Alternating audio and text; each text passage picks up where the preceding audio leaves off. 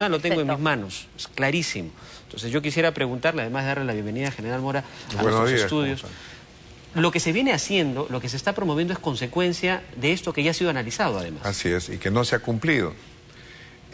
Nosotros el año pasado ampliamos un año al CONAFU para que autorizara el funcionamiento de algunas universidades públicas que habían llegado a su etapa final. Posteriormente sacamos la ley de moratoria de universidades, porque tenía yo en cartera 19 universidades públicas más y 32 universidades privadas más. ¿Se imagina usted cómo las universidades privadas se crean a iniciativa propia y las universidades públicas por ley? Evidentemente iban a haber rápidamente 32 universidades privadas más rápidas. Entonces, ¿por qué hicimos eso? Justamente porque habíamos leído todo esto. Más si ustedes ven en ese documento, hay otro documento de la Contraloría que dice que las universidades debe implementarse una autoridad suprauniversitaria, coincide con la del Tribunal Constitucional. El nombre sea consejo, el nombre sea autoridad, el nombre sea superintendencia.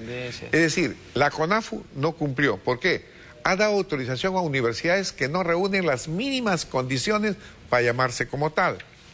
La ANR ha sido incapaz de dar solución a los múltiples problemas que se han dado en la universidad. Si fuera cierto todo esto que dicen estos señores rectores que están caminando por las calles, la universidad estaría en otro nivel. Ahora, si ni siquiera figuramos entre las 500 mejores. La gran queja a la que ellos alegan es que esta creación de una superintendencia o de una autoridad podría poner en riesgo la autonomía en el manejo de sus recursos y de su planilla docente y la autonomía de su currícula de batalla que han utilizado para desprestigiar la ley. Eso no es cierto. No es cierto. ¿Por qué? Porque no nos metemos nada, y lo dice el proyecto, el artículo 8 del nuevo proyecto, que dice: se respetará lo consignado en el artículo 18 de la Constitución en cuanto a autonomía. Autonomía de gobierno, autonomía administrativa, autonomía económica, autonomía académica. No se va a meter esta entidad en nada. Las universidades seguirán funcionando. ¿Cuál será la diferencia? Que la acreditación de la calidad es obligatoria. Claro. Como lo dice además el Tribunal Constitucional.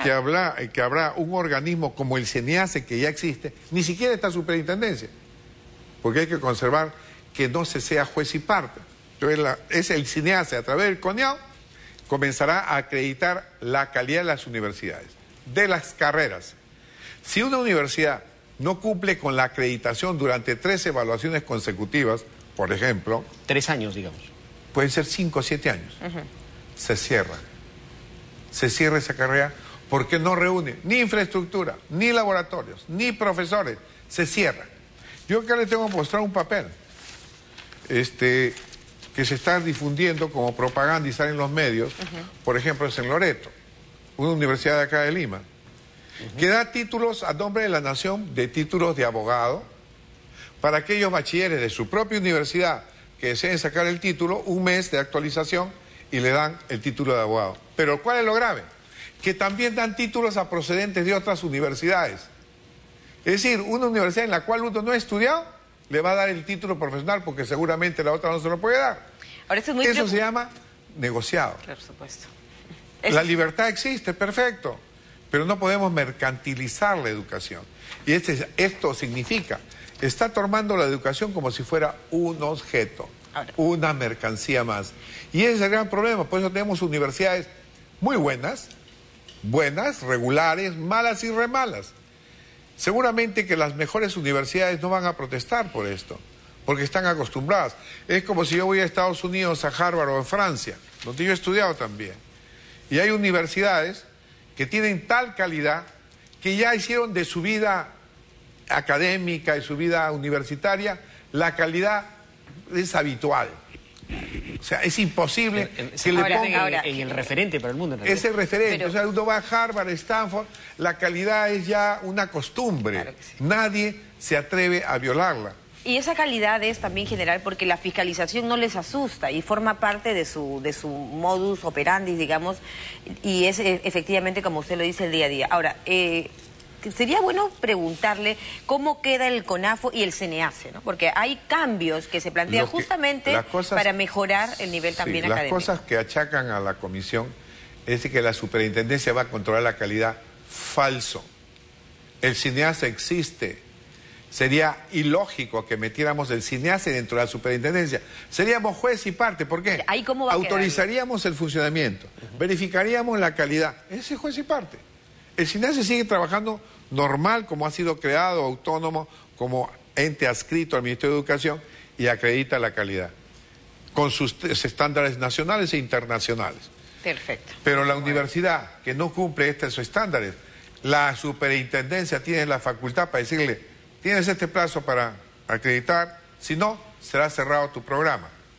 O los estándares internacionales como lineamientos generales de política que deben cumplir las universidades en general. Eso es meterse. ¿Qué dicen? Que la superintendencia va a ver los contenidos. Mentira. ¿Qué cosa va a hacer la superintendencia? Ver que las universidades actualicen sus currículas, por ejemplo, cada 3 años, o en el tiempo que ellos lo crean conveniente. Pero no puede ser que hay universidades que tienen currículos de hace 50 años. Lo hemos revisado. O sea, la misma currícula de hace 50 años cuando el mundo ha cambiado totalmente. Ahora, hay universidades privadas buenas, no podemos dejar de reconocer y de destacar esta situación y esta cifra. Entre el 2010 y el 2011 se crearon 33 universidades. Y también el fallo del Tribunal Constitucional hace referencia a los niveles de exigencia, a los niveles de perfeccionamiento a la hora del examen de admisión, pero a la hora de la infraestructura, porque esto es jugar también con los derechos de los alumnos, de los profesores, de los propios rectores. Es jugar con los ¿Cómo padres podemos tener 33 universidades? ¿Funcionan? ¿En qué ha quedado No hay esto? profesores. ¿De qué hablamos? O sea, si en Lima no hay profesores muchas veces para determinadas materias, en provincias es sumamente difícil. Y por eso vemos universidades privadas responsables que llevan profesores de Lima el día viernes, se lo llevan a provincia y trabajan el viernes en la tarde, el sábado, el domingo, y después están regresando a Lima, porque no hay profesores, no hay infraestructura. Algunas privadas no hacen una inversión o le eficiente. quitan parte del local a una grande para otra, y eso ha sido motivo de denuncia, de desmanes también. Por ejemplo, puedo decirlo, una filial, se han creado filiales, la Universidad de Trujillo tiene filiales, por ejemplo, pública. Una filial en Patás. ¿Funciona en dónde? En un colegio primario. Cuando termina la clase del colegio primario entran los universitarios, no tienen ni baños. Los profesores, como está lejos de Trujillo, los profesores van una semana al mes. No puede ser. ¿Y qué profesores? Y se han recibido 2 promociones de ingenieros agrónomos.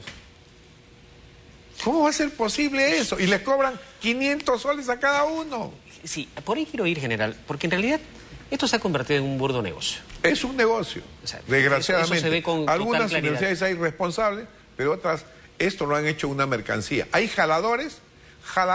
Lo he visto porque yo no hago las cosas así a la loca. Yo he sido investigador. Entonces también tomo todos los datos para que esto sea consistente. ¿Y cómo es eso de que hay jaladores? A jaladores, como si fuera, por ejemplo, cuando uno pasa por un centro comercial y hay gente que lo jala para comprar zapatos. Igual, a los alumnos le dan en algunas universidades 100 o 150 soles por cada estudiante que trae a la universidad.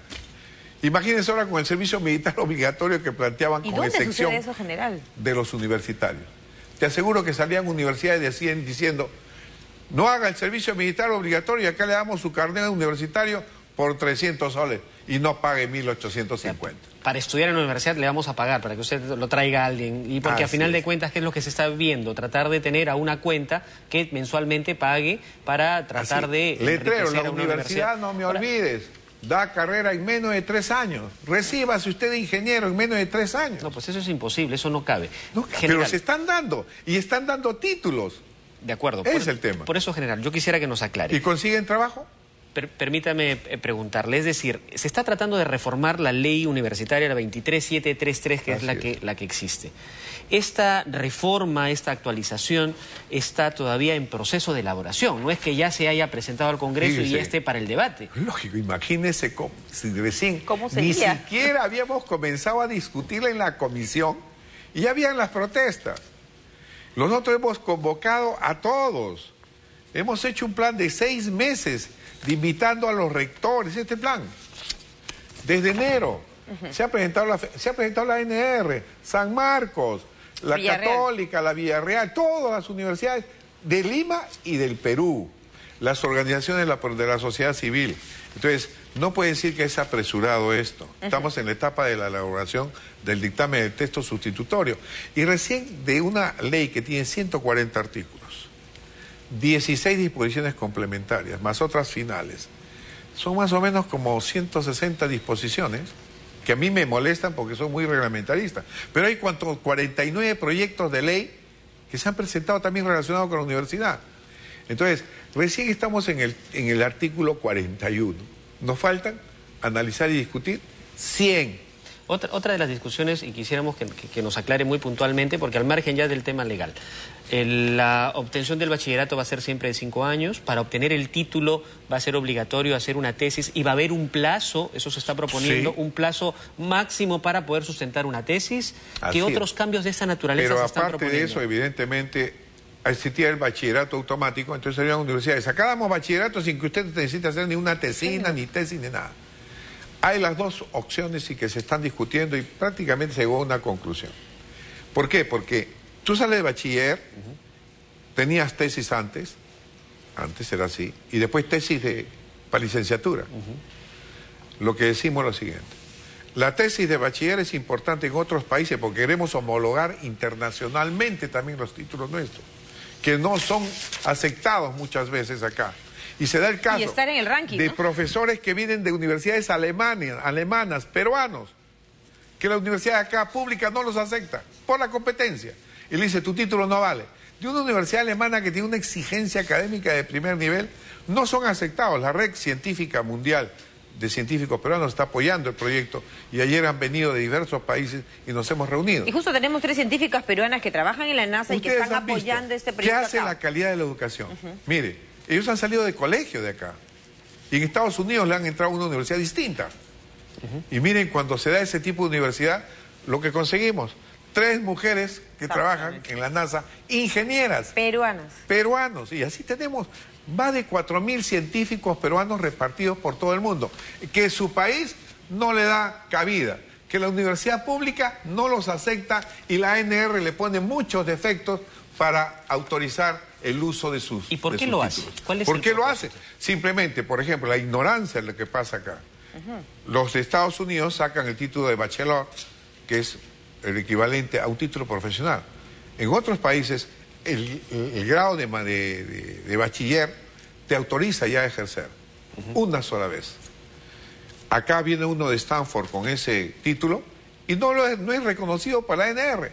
Ni siquiera la ANR se ha puesto a ver cómo es la titulación internacional en las mejores universidades del mundo.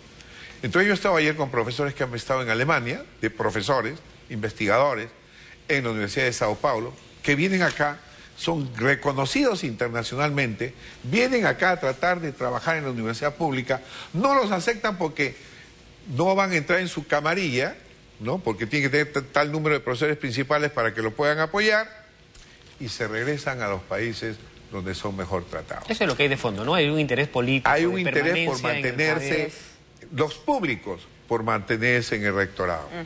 Las privadas, algunas, porque también la ley dice que las universidades asociativas, privadas, sin fines de lucro, que no pagan impuestos, deben reinvertir sus excedentes en la propia universidad, en la educación.